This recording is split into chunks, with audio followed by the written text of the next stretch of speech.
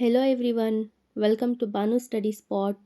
ಈ ವಿಡಿಯೋದಲ್ಲಿ ನಾನು ಇವತ್ತು ಎಕ್ಸಾಮ್ ಟೈಮಲ್ಲಿ ಏನು ಸ್ಟೆಪ್ಸ್ ಫಾಲೋ ಮಾಡಬೇಕು ಮತ್ತು ಎಕ್ಸಾಮಿನೇಷನ್ ಹಾಲಲ್ಲಿ ಏನು ಫಾಲೋ ಮಾಡಬೇಕು ಅಂತ ಕೆಲವೊಂದು ಟಿಪ್ಸ್ನ ಹೇಳ್ಕೊಡ್ತೀನಿ.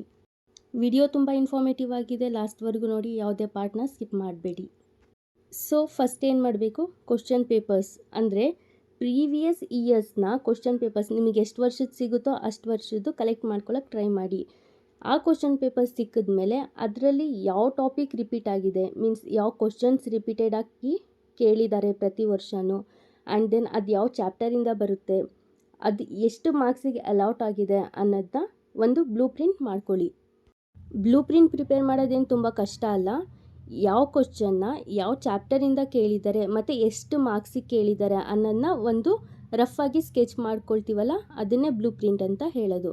ಮತ್ತು ಅದು ಪ್ರಿಪೇರ್ ಮಾಡಿದ್ಮೇಲೆ ಆ ಕ್ವಶನ್ ಎಷ್ಟು ಮಾರ್ಕ್ಸಿಗೆ ಅಲಾಟ್ ಆಗಿದೆ, ಯಾವ ಚಾಪ್ಟರಿಂದ ಬಂದಿದೆ ಅನ್ನೋದನ್ನ ಮರಿಬೇಡಿ. ಇನ್ನೇನು ಎಕ್ಸಾಮ್ ಹತ್ತಿರ ಬರ್ತಾ ಇದೆ, ಆಲ್ಮೋಸ್ಟ್ ಆಲ್ ಎಲ್ಲ ಚಾಪ್ಟರ್ಸ್ ಕೂಡ ಕವರ್ ಮಾಡಿದ್ದೀರಾ. ಬಟ್ ಆ ಚಾಪ್ಟರ್ಸಲ್ಲಿ ಕೆಲವೊಂದು ಟಾಪಿಕ್ಸ್ ನಿಮಗೆ ಅರ್ಥ ಆಗಿರಲ್ಲ.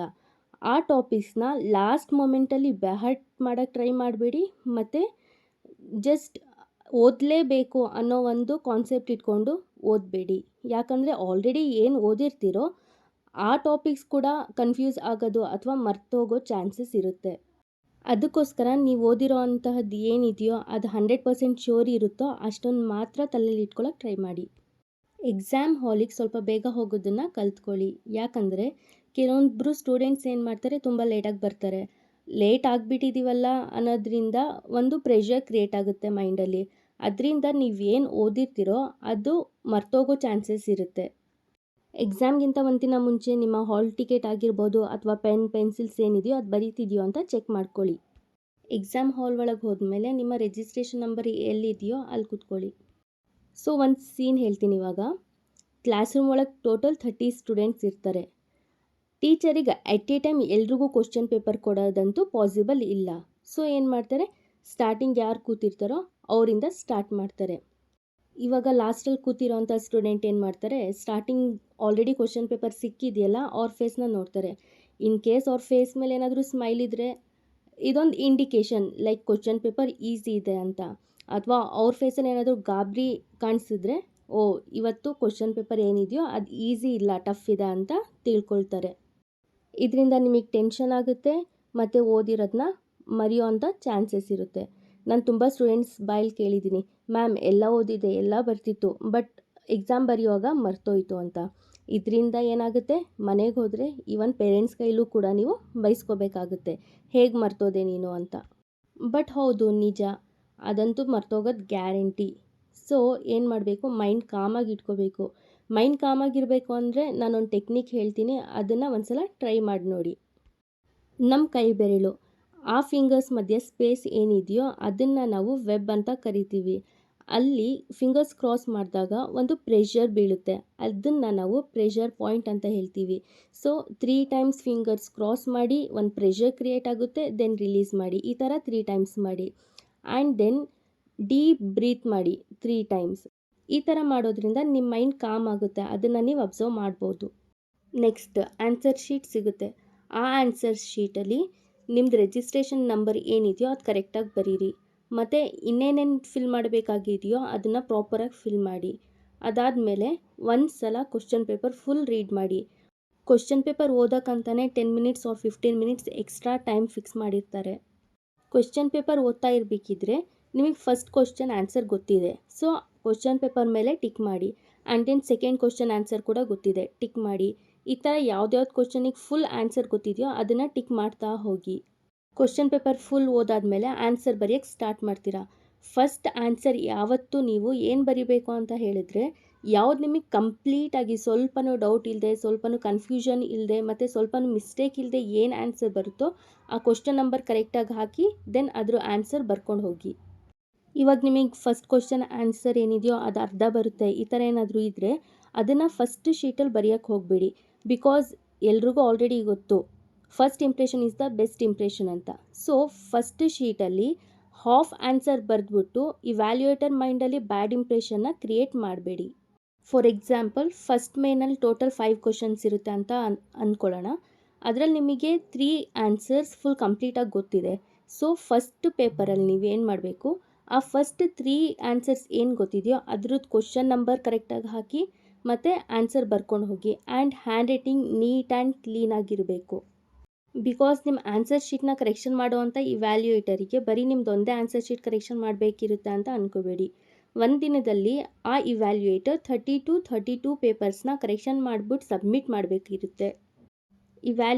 ಇವ್ಯಾಲ್ಯೂಯೇಷನ್ ಮಾಡೋ ಟೈಮಲ್ಲಿ ಫಸ್ಟ್ ಆನ್ಸರ್ ಶೀಟಲ್ಲಿ ನೀವು ಏನು ಬರೆದಿರ್ತೀರೋ ಕ್ವಶನ್ ನಂಬರ್ ಸರಿ ಇದೆಯಾ, ಆನ್ಸರ್ ಸರಿ ಇದೆಯಾ, ಎಲ್ಲ ಕರೆಕ್ಟಾಗಿದೆಯಾ ನೋಡ್ಬಿಟ್ಟು 5 ಔಟ್ ಆಫ್ 5, ಇನ್ ಕೇಸ್ ಅದಕ್ಕೇನಾದರೂ 5 ಮಾರ್ಕ್ಸ್ ಇದ್ದರೆ ಫುಲ್ 5 ಮಾರ್ಕ್ಸ್ ಕೊಡ್ತಾರೆ.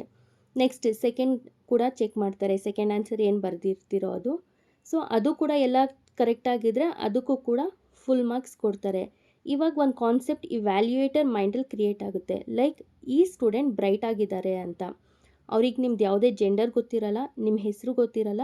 ಬಿಕಾಸ್ ರಿಜಿಸ್ಟರ್ ನಂಬರಿಂದ ಯಾವತ್ತೇ ಆಗಲಿ ನೀವು ಯಾರು, ನೀವು ಯಾವ ಸ್ಕೂಲವರು, ನೀವು ಯಾವ ಕಾಲೇಜವರು ಅಂತಲೂ ಅವರಿಗೆ ಗೊತ್ತಾಗಲ್ಲ.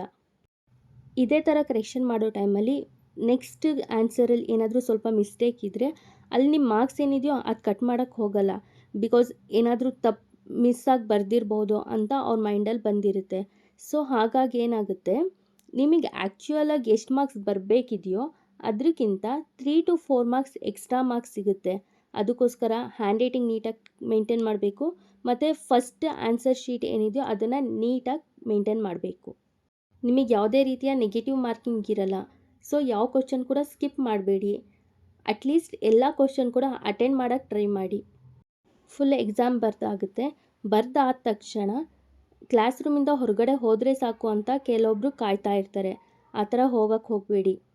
ಎಲ್ಲ ಕರೆಕ್ಟಾಗಿದೆಯಾ ಅಂತ ಇನ್ನೊಂದು ಸಲ ಚೆಕ್ ಮಾಡಿ, ಕ್ರಾಸ್ ಚೆಕ್ ಮಾಡಿ, ಸ್ಪೆಲ್ಲಿಂಗ್ ಕರೆಕ್ಟಾಗಿದೆಯಾ, ಏನಾದರೂ ಡಯಾಗ್ರಾಮ್ಸ್ ಇದ್ದರೆ ಅದ್ರದ್ದು ಪಾರ್ಟ್ಸ್ ಕರೆಕ್ಟಾಗಿ ಮೆನ್ಷನ್ ಮಾಡಿದಿರೋ ಇಲ್ವೋ, ಮತ್ತು ಮೇನ್ ಆನ್ಸರ್ಸ್ ಏನಿದೆಯೋ ಅದನ್ನು ಅಂಡರ್ಲೈನ್ ಮಾಡಿ. ಆನ್ಸರ್ಸ್ ಬರೆಯುವಾಗ ಕೆಲವೊಂದು ಆನ್ಸರ್ಸ್ನ ಅರ್ಥ ಬರೆದಿರ್ತೀರ, ನೆಕ್ಸ್ಟ್ ಬರೆಯೋಣ ನೆನೆಸ್ಕೊಂಡು ಅಂಥ ಆನ್ಸರ್ಸ್ನ ಕುತ್ಕೊಂಡು ರೀಕಾಲ್ ಮಾಡಿಬಿಟ್ಟು ಬರೆಯೋಕ್ಕೆ ಟ್ರೈ ಮಾಡಿ. ಬರ್ದಾದ ತಕ್ಷಣ ಹೊರಗಡೆ ಬರಬೇಕು ಅನ್ನೋದು ಏನೂ ಅರ್ಜೆಂಟ್ ಇರಲ್ಲ ನಿಮಗೆ. ಸೊ ಒಂದು ಸಲ ಎಲ್ಲ ಕರೆಕ್ಟಾಗಿ ಚೆಕ್ ಮಾಡಿ, ಮತ್ತು ಅಡಿಷ್ನಲ್ ಶೀಟ್ಸ್ ಏನಿದೆಯೋ ಅದನ್ನು ಕರೆಕ್ಟಾಗಿ ಟ್ಯಾಗ್ ಮಾಡಿದ್ದೀರಾ ಅಂತ ಕೂಡ ಒಂದು ಸಲ ಚೆಕ್ ಮಾಡಿಬಿಟ್ಟು ಕೊಟ್ಬಿಟ್ಟು ಆಮೇಲೆ ಹೊರಗೆ ಬನ್ನಿ. ಇವಾಗ ಹೊರಗಡೆ ಬಂದ ತಕ್ಷಣ ಫ್ರೆಂಡ್ಸ್ ಜೊತೆ ಡಿಸ್ಕಸ್ ಮಾಡೋಕ್ಕೆ ಸ್ಟಾರ್ಟ್ ಮಾಡಿಬಿಡ್ಬೇಡಿ. ನಾನೇನು ಬರೆದಿದ್ದೀನಿ, ನೀನೇನು ಬರೆದಿದ್ಯಾ, ಇದಕ್ಕೇನು ಬರೆದೆ ಅಂತೆಲ್ಲ.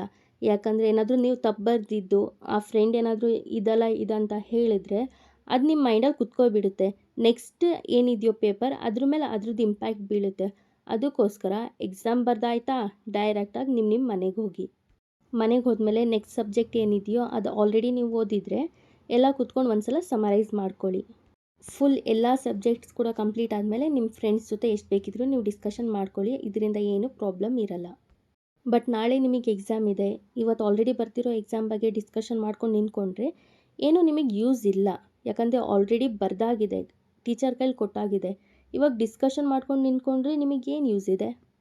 ಈ ಥರ ನೀವು ಎಕ್ಸಾಮಿಗೆ ಪ್ಲ್ಯಾನಿಂಗ್ ಮಾಡ್ಕೊಳ್ಳಿ ಮತ್ತು ನಾನು ಹೇಳಿರೋಂಥ ಟಿಪ್ಸ್ನ ಕರೆಕ್ಟಾಗಿ ಫಾಲೋ ಮಾಡಿ. ಮೇ ಬಿ ನಿಮಗೆ ಯೂಸ್ ಆಗ್ಬೋದು. ಇನ್ನೊಂದು ಕಾನ್ಸೆಪ್ಟ್ ಇಲ್ಲಿ ಹೇಳ್ತೀನಿ. ಇವಾಗ ನಿಮಗೆ ಒಂದು ಚಾಪ್ಟರ್ ಅರ್ಥನೇ ಆಗಿಲ್ಲ. ಸೊ ಇವಾಗ ಮತ್ತೆ ನಾನು ಟೀಚರ್ ಹತ್ರ ಹೋಗ್ಬಿಟ್ಟು ಹೇಗೆ ಕೇಳಬೇಕು ಅಂತ ಹಿಂಜರಿಬೇಡಿ. ಹೋಗಿ ಆ ಟೀಚರಿಗೆ ಒಂದಲ್ಲ 2 ಸಲ ಕೇಳಿ. ಅವ್ರು ಆಬ್ವಿಯಸ್ಲಿ ಎಕ್ಸ್ಪ್ಲೇನ್ ಮಾಡಲೇಬೇಕು ಮತ್ತು ಮಾಡೇ ಮಾಡ್ತಾರೆ. ಯಾರು ಕೂಡ ಇಲ್ಲ ಮಾಡಲ್ಲ, ಆಲ್ರೆಡಿ ಮಾಡಾಗಿದೆ, ಇನ್ನೊಂದು ಸಲ ಏನು ನಿನಗೆ ಹೇಳೋದು ಅಂತ ಯಾರೂ ಹೇಳಲ್ಲ. ಸೊ ಹೋಗಿ ಟೀಚರ್ ಹತ್ರ ಕೇಳ್ಕೊಳ್ಳಿ. ಮತ್ತು ನೀವು ಆ ಥರ ಕೇಳಿರೋ ಅಂಥ ಟಾಪಿಕ್ ಕರೆಕ್ಟಾಗಿ ನಿಮಗೆ ಮೈಂಡಲ್ಲಿ ಕೂತ್ಕೊಳ್ಳುತ್ತೆ. ಇನ್ನೊಂದು ವಿಷಯ ಹೇಳ್ತೀನಿ, ನಿಮಗೆ ಯಾವ ಟೈಮಲ್ಲಿ ಟೆನ್ಷನ್ ಆಗುತ್ತೆ ಇದರಲ್ಲಿ 3 ಪಾಯಿಂಟ್ಸ್ ನಾನು ಹೇಳ್ತೀನಿ. ಫಸ್ಟ್ ಪಾಯಿಂಟ್, ನೀವು ಏನು ಓದಿರ್ತೀರೋ ಅದು ನಿಮಗೆ ಟಾಪಿಕ್ ಅರ್ಥನೇ ಆಗಿಲ್ಲ ಅಂದರೆ ಟೆನ್ಷನ್ ಆಗುತ್ತೆ. ಸೆಕೆಂಡ್ ಪಾಯಿಂಟ್, ನೀವೇನು ಓದ್ತಿರೋ ಅದು ನಿಮಗೆ ನೆನಪು ಬರಲ್ಲ, ಅಂಥ ಟೈಮಲ್ಲಿ ಟೆನ್ಷನ್ ಆಗುತ್ತೆ. ಮತ್ತು ಲಾಸ್ಟ್ ಥರ್ಡ್ ಪಾಯಿಂಟ್, ನೀವೇನು ಓದಿದ್ದೀರೋ ಅದು ನಿಮಗೆ ನೆನಪು ಕೂಡ ಬರುತ್ತೆ, ಬಟ್ ಅದ್ರದ್ದು ಕರೆಕ್ಟ್ ಸ್ಪೆಲ್ಲಿಂಗ್ ನಿಮಗೆ ಬರೆಯೋಕ್ಕೆ ಬರಲ್ಲ, ಅಂಥ ಟೈಮಲ್ಲಿ ಕೂಡ ಟೆನ್ಷನ್ ಆಗುತ್ತೆ. ಸೊ ನೀವು ಎಕ್ಸಾಮಿಗೆ ಪ್ರಿಪೇರ್ ಆಗೋ ಟೈಮಲ್ಲೇ ಒಂದೊಂದು ಆನ್ಸರ್ ಕೂಡ ವಿತ್ ಸ್ಪೆಲ್ಲಿಂಗ್ ಬರೆದ್ಬಿಟ್ಟು ಪ್ರಾಕ್ಟೀಸ್ ಮಾಡಿ. ಮತ್ತು ನಾನು ಹೇಳಿರೋಂಥ ಟಿಪ್ಸ್ನ ಫಾಲೋ ಮಾಡಿ ಎಕ್ಸಾಮಲ್ಲಿ ಚೆನ್ನಾಗಿ ಸ್ಕೋರ್ ಮಾಡಿ. Wish you all the very best. ಈ ವಿಡಿಯೋದಿಂದ ನಿಮಗೇನಾದರೂ ಹೆಲ್ಪ್ ಆಗುತ್ತೆ ಅಂತ ಅನಿಸಿದ್ರೆ ನಿಮ್ಮ ಫ್ರೆಂಡ್ಸ್ ಜೊತೆ ಶೇರ್ ಮಾಡಿ, ನಿಮ್ಮ ಮನೇಲಿರೋವಂಥ ಸ್ಟೂಡೆಂಟ್ಸ್ ಜೊತೆ ಶೇರ್ ಮಾಡಿ. ನನ್ನ ಚಾನಲ್ನ ಸಬ್ಸ್ಕ್ರೈಬ್ ಮಾಡಿ ಮತ್ತು ಈ ವಿಡಿಯೋನ ಲೈಕ್ ಮಾಡೋದು ಮರಿಬೇಡಿ.